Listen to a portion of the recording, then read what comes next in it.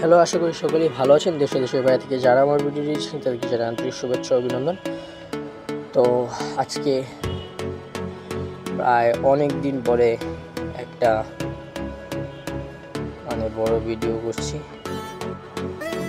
আমাদের ছাদ বাগানের যে ডালিম গাছটা আগে ছিল আমাদের ছাদ বাগানের সবচেয়ে মূল আকর্ষণ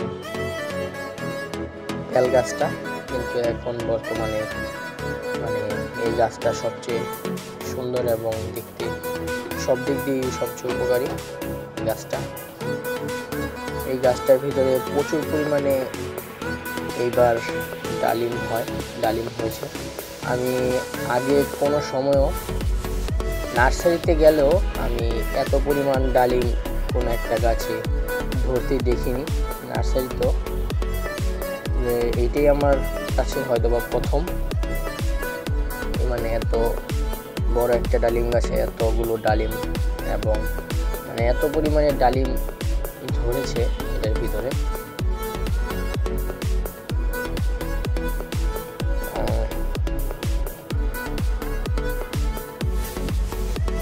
সবগুলো প্রায় হবে 3-4 মাসের মতন হবে, 3 মাসের মতন হবে, 4 মাস হবে না 3 মাসই হবে। 3 মাসের মধ্যে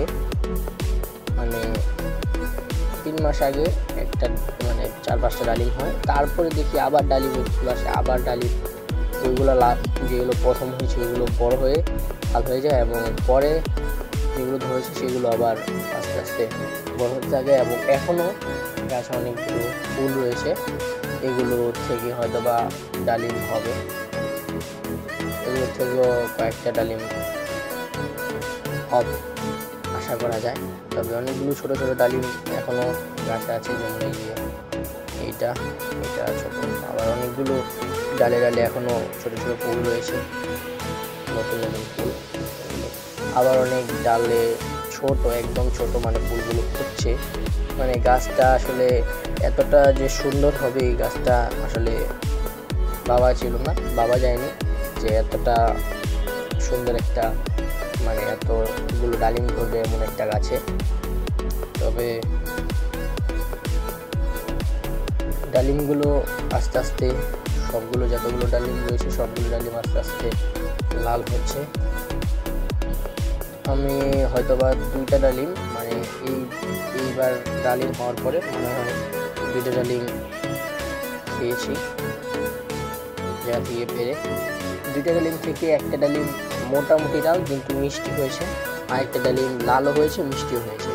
2টা ডালিম মোটামুটি ভালো, ভিতরেরটা বলছি, বাইরে তো সবগুলো ডালিমই লাল হওয়ার পরেই একটা ডালিম গাছে অবস্থা থাকার সময় একটা ডালিম পুরো হয়ে যায়, একটা ডালিম ফেটে পুরো গাছের ভিতরে ফেটে যায়।